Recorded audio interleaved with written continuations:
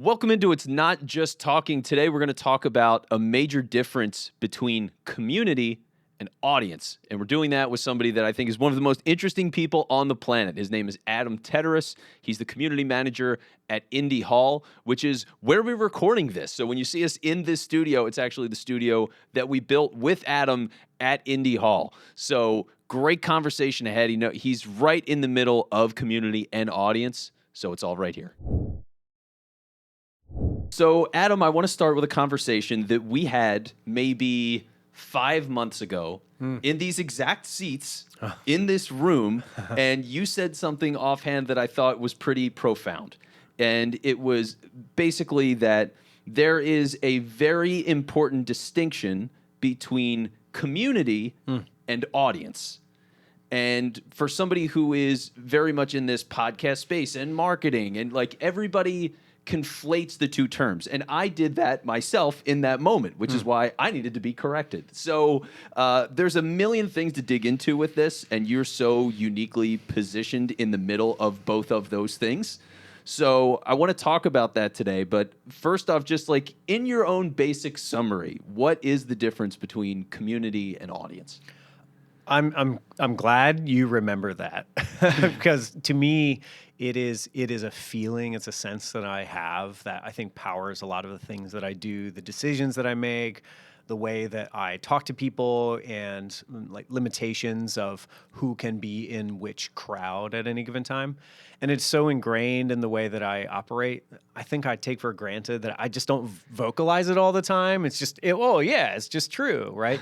And it's one of those things where in my mind, it's like, yes, you know this to be true. You know when it's not lined up with your thinking, and you know when it is. But to try to crystallize it, I think first, community is a word that has become, dare I say, a little played out by people who are, in fact, talking to an audience, because community feels good. Community, the word, the implication, the assumptions that are surrounding it, those things feel good. And there is a danger of overusing or misusing that word when you don't actually mean that, because the expectation is created for one thing when in fact you're doing the other thing. You're talking about community, but you're actually talking to your audience. And the reason why I start there is because it's one of the ways in which I think people interact with the distinction without it being verbalized or without being brought up. To me, a community it's all about intention and mutual engagement. So communities are surrounded around a concept, an idea. They're never surrounded around a person.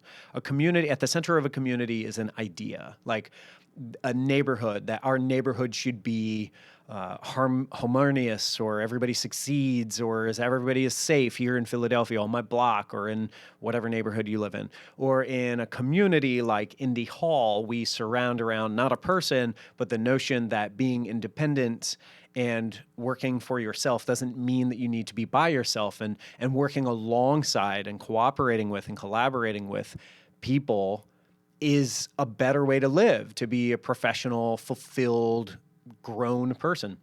That's an idea that we surround around, right? An audience, just to make it distinct about like, one to many, many to many type thing. If a community surrounds a concept, and we all surround this in this kind of radial, picture a circle of people, and in the center is an idea that we can all get behind and engage with.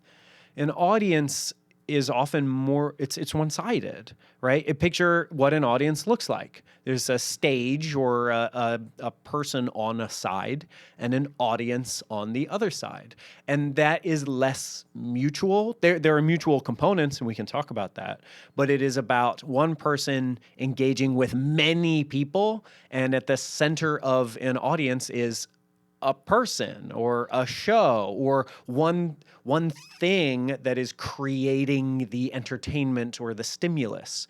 That's really different from a community, because everybody's engaging with one another, because we're all trying to support this one common agreed upon idea. The reason why these things are so distinct, and the reason why it's important to not mix these things up, is when podcasts are a great example because we talk about parasocial relationships and how do you engage with the people who are listening. You have a community, right? And so you can have a community of people and they engage around the show together. But ultimately, the thing that you are supporting and that is at the center of this thing it is a little more transactional. It's a little more one-sided. It's your traditional entertainment, which is one to a group of people. And a community is intended for everybody to be supporting one another with nobody having like extra emphasis. And that's a really important distinction because getting these things mixed up steals power from both of them, right? Audiences are really important because they support something and they love something and they're fueled by something, and that's valuable. That's great. And communities just operate totally differently, and no one benefits from getting these things misconstrued, right? And everybody is harmed when you treat them like they're the same, because they're not. Yeah. And so there's kind of two separate examples in opposite ways that I think are interesting where it can get conflated and sort of deep. Is one, I have seen times where people are talking about building community, and they say, "Hey, we're going to get all these people in like a Slack group, and we're all these business owners, and we're gonna figure everything out." But really, they are building an audience. I want to get all of us here, so you can all listen to me, right? Like that's. It can be well-intentioned with the idea you do want to help people and you have these services or whatever, but yeah, ultimately you're trying to get people in there to listen to you. Yeah. So that fizzles out, and I've seen that fall apart a lot, and I've been around and involved in things like that in the past because I didn't know any better, and that's how I would approach it. But then the other times, and this is like super crazy to talk about this show. What was that show? And Taylor, I'm going to go to you for a second, even though you're not on mic. What was that show with Wilson? How to with John Wilson. John Wilson. How to with John Wilson. Yes. I love that program. Okay. So there is one thing in particular from that show that has really stuck with me, and it's this weird example of community that comes from audience. And here's what happens. So he goes to a convention for the movie Avatar. I knew you were going to talk about this. Yeah, see, I love this. Is why I needed you on. Can the camera pick up? Is the camera like? Can you? I don't know if folks can see this, but I have a not V pinup tattooed on my forearm. So we're going to talk about Kelutral and the Avatar fan group.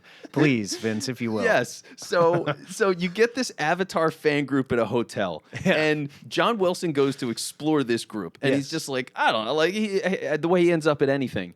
And at first you're like, what is this strange thing of like 7 people at a small hotel room, and what's going on here? Like, this is so odd. Yeah. And then when you get deep into it, you realize these are people that are lonely and depressed and just looking for connection. And they actually find each other. And Avatar is that vehicle that allowed them to find community. Okay, you have narrowed in on something really important, which is that Avatar was the thing that it acts as a vehicle. It is a vessel that gets people together around an idea, which is not being alone. And at the center of Avatar, it earns all of the jokes that people make. And I can say this as a real, genuine lover of the series. The tattoo on your tattoo. arm, yes. I made some decisions. Avatar is a story that is a very classic and told and retold story about finding a better place, about leaving society as we know it and going to something that's more agricultural or something that's more in tune with the planet. The beauty, the divinity, the simplicity of that, the dream of that. We think about that all the time. The worst version of that is colonization, and the best version of that is what I would call solar punk, which is the opposite of cyberpunk, like forming communities and society around engagement and love for our planet, right? And Avatar fuels that idea, but it is a vessel. And the thing that you are saying, I think, gets me to a really important point. Can you make a community around entertainment? Yes, you can. However, in order for it to be a community, a capital C, a community, it has to be around that form of entertainment and something, and an idea.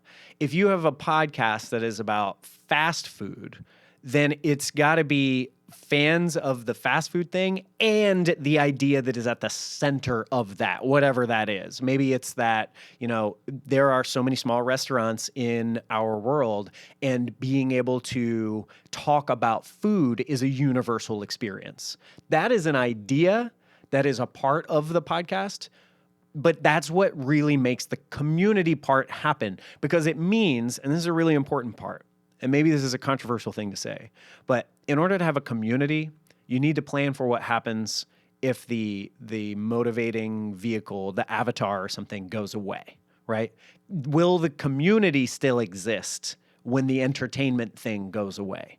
That's how you know you have a community, because a community is about mutual engagement, and it's people who are continuing this thing into the future, even if the central vehicle that brought you there disappears. Now, if Avatar the franchise does not make it to James Cameron's 5 feature films, will the Na'vi community, the fans that you described from the John Wilson show, will they still be together? Maybe. Maybe not. Maybe the community will shift in that they're celebrating the thing that used to exist, and they're acting as people who want to preserve the memory of the thing, and more importantly, the ideas that were encased inside of that film franchise, right? About like being better connected to the planet, leaving Earth and finding something better, right? Yeah. That's an idea that has existed before Avatar, will exist long after, and Avatar just helped people commune with it. And I think about that all the time, because when folks give this suggestion, like you need to build a community with your audience, that's not wrong, but it feels like an incomplete picture. If you've got a show, if you're making a thing, and you want to make a community, be very careful about what that word means, what you intend to mean. I think hopefully it helps you identify what the idea of your show is, that the show is just a vehicle for. Does that make sense? Yeah. Yeah. And the reason why I point this out is because community is a really important word. It has always been an important word. It's about how people engage with one another, how they support one another. It's about mutual support. It's about something that lasts long after, whatever superficial thing we do together. I'm a show host. I host late night, cabaret, burlesque, drag, comedy. I love those shows. But those shows are vessels for people to have shared experiences. And that has, my show is not the king or owner of that concept, of that thing. And so, yeah, do I want a community that's around my show? Absolutely.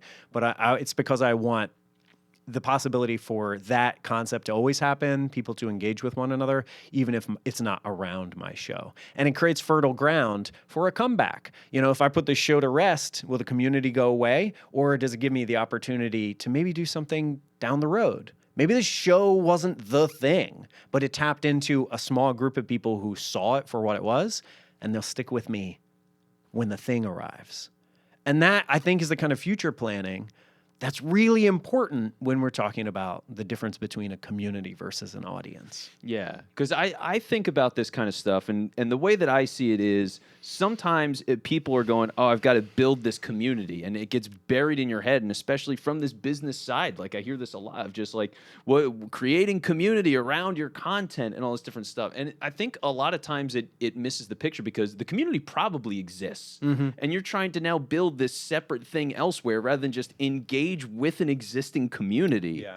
Preach. Right? Yeah. And so to instead just say, where is this community currently, instead of how do I build one? And then what is my voice there? How do I fit in this place? And who are good connections for me? Who are people, the subcultures within that community that I identify with? And to be able to build those relationships, because then it can become audience, right? Like you're in this bigger space, and especially from that business side, hey, I've got these great insights. I've got this vision. This is the way things should be. People are going to agree with that. But you're doing it at a place where people already are organized around that idea and those principles, and everything's there for you. Like, I think people just tend to overcomplicate it and have this sense of like, it needs to be mine. It needs to be independent. I need to own this thing, rather than just plug into the existing thing. I think Everything you said is totally right. And one of the best pieces of advice to pluck out of that is recognizing that no matter how great or original or beautifully produced your show is, if you were tapping into a group of people who like your show, it's because that group of people did exist. It's just you're giving them an outlet and you're giving them a new place to gather. And I take solace in that, right? You don't have to invent that group of people from scratch. They're out there somewhere. Find what else they like or where they gather. That's a really great piece of advice. And it hopefully takes the weight off of, having to gin something up out of the blue. They say, nothing new under the sun, right? Somebody's done everything. And I personally take solace in knowing that. The other side of it is, I think when folks say, whether they're being sold this strategy or if they have this inner question is, how can I make a community out of the people who engage with me, my listeners, for example, I would encourage folks to adjust that question a little bit and ask maybe two different questions that are inside of that. One is, how can I give people a feeling of ownership? Because people like ownership. If you want a group of people to listen and be more engaged and have some stake, what kind of cracks are existing inside of the thing that I make that they can morph into or become a part of or help me fill, so it feels like they're adding to the narrative or finding some responsibility and ownership inside of the thing that I'm making. People like that feeling. It increases their feeling of being a part of something larger than themselves. And then the other part is, how can I, the content maker, the storyteller, the producer, award acknowledgement to the people who are in the room, figuratively, right? And acknowledgement is all anybody wants. I think I love comic books, and at the back of every floppy comic book, a single issue comic book, is the letters column.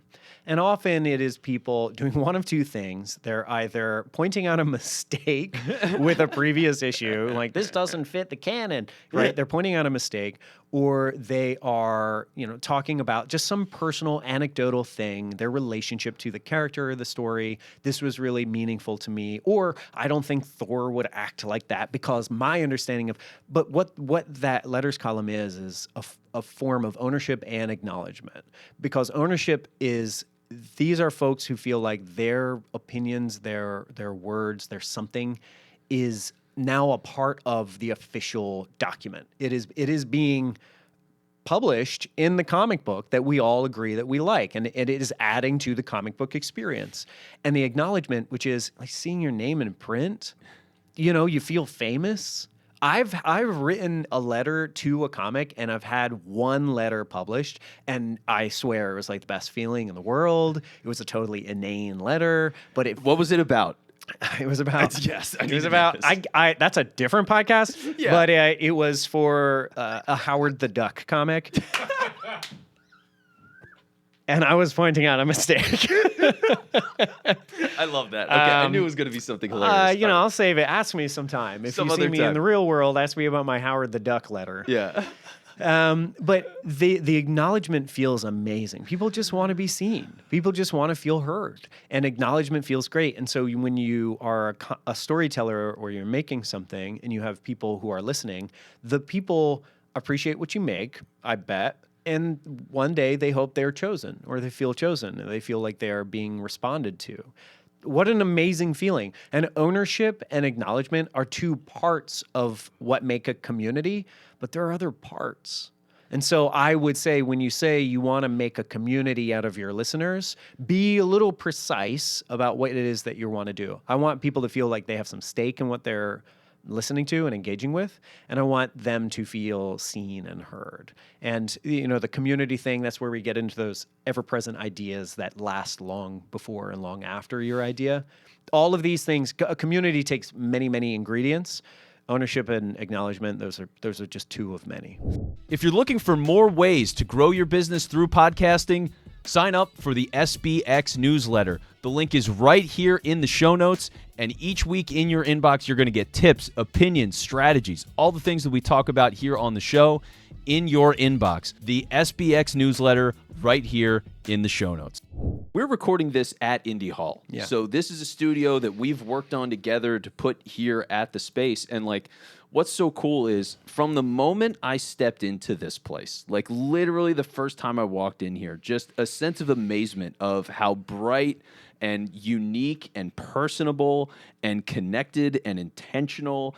And you can see the way the community, because it is a community, capital C, as you said, like all these different people, the way they interact with each other, the different events that you host, the mentality of when you're asking things of how can we engage better with just the community, the neighborhood that's around Indy Hall. Like there's just so much thought about how does this connect in a meaningful way for these people?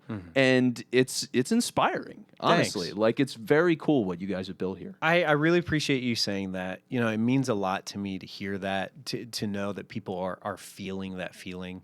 You know, the space that we are in, the Indy Hall Clubhouse, is something that I'm extremely proud of, and I think is a shared privilege. So many of us who get to enjoy this space, it helps us be comfortable so we can be ourselves, so we can engage with the community, the idea of being like happy and fulfilled and balanced and learning all the time while making money enough to stay comfortable, right? Engaging with the city of Philadelphia. To me, it feels like the best version of living in the city because we're surrounded by neighbors who have little to do with us, but we want to talk to them anyway. Isn't that the dream of living in the city? And I'm constantly catching myself to look around in our space and say, we have this cool podcast studio, we have this cool roof deck, we have the cool artwork. And all of those things, I think, are, again, ingredients for a community. And there's something greater beyond that. That if these things went away, if the podcast studio wasn't here, if the roof deck was closed, if the artwork wasn't visible, do the people still want to be together? That's a question that you've got to ask. And I think it's a question worth asking for an audience turning into something more. And I want to be really clear, again, just to put a stamp on it.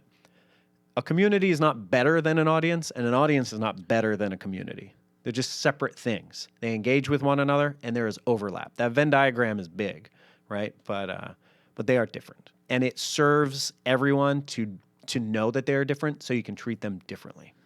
Yeah, because the way you engage with that, right? It's when you're going in with that mindset of this is a community. I want to meet people. I want to be a part of it. Networking events, great example of this, right? Basic microcosm is you get the one person that's at those events and they're just handing out business cards to anybody they could possibly get it in. They're just bang, bang, bang, bang, bang. They're going for audience. Playing a numbers game, right? Yeah. They're just, I'm going to put this in as many hands as possible. I'm going to get sales. I want these people to think that I'm the person. Great. So here you go. And then the other people are just like, yeah, so how you doing? What do you do? Yeah. You know, and like just really engaging with who they are and trying to understand what they do and find ways that, oh, you know this person or you used to work here, I worked there. Like those kinds of things are what tie it together. Yeah. And that's when somebody 6 months from now, a year from now, 2 years from now, they think of you. Yeah. Right? Because it's like, oh, no, I remember this person. I had a great conversation with them. Their energy was great. They seemed smart. I've seen their posts since. Like, you need to talk to this person. Yeah. And that is community. You know the other people, what they do.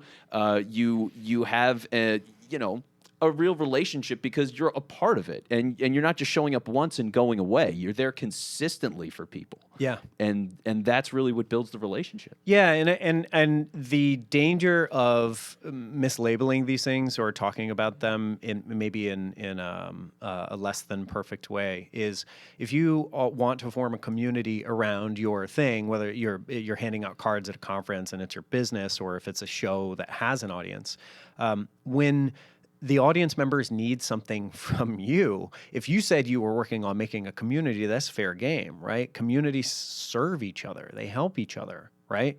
And to be straight, like I said, I host late night shows. I do comedy. I have this cool subculture that I'm a part of. When I'm there, I'm part of a community that's much greater than me.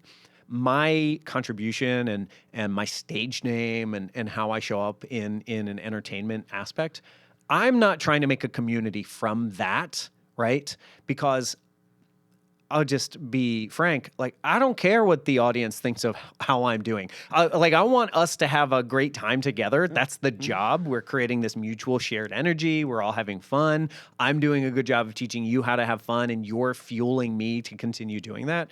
But when it's done, I'm like, I'm sorry, but you can't ask me to help you move, right? If we were in a community, then of course you are my neighbor, you are my friend, you are my sibling. I'm going to help you, and you're going to help me, and we're going to get through these things together. But I'm very clear that when I am entertaining people on stage, it is for an audience, and I am in a community that's much greater than that.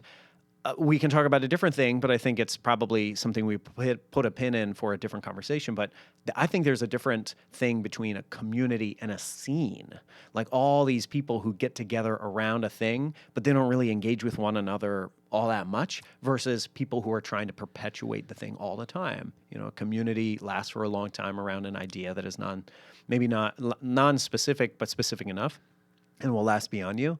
And a scene is like a shared interest, right? Yeah. Yeah. I mean, honestly, sports radio was like that. Yeah. Because all of these people that worked in sports radio, part of it is just the nature of radio, where it is a 24-hour business, 7 days a week. So people are always working. You know, it's not like, oh, we're all working, now we're all off the clock, so now let's go to this bar.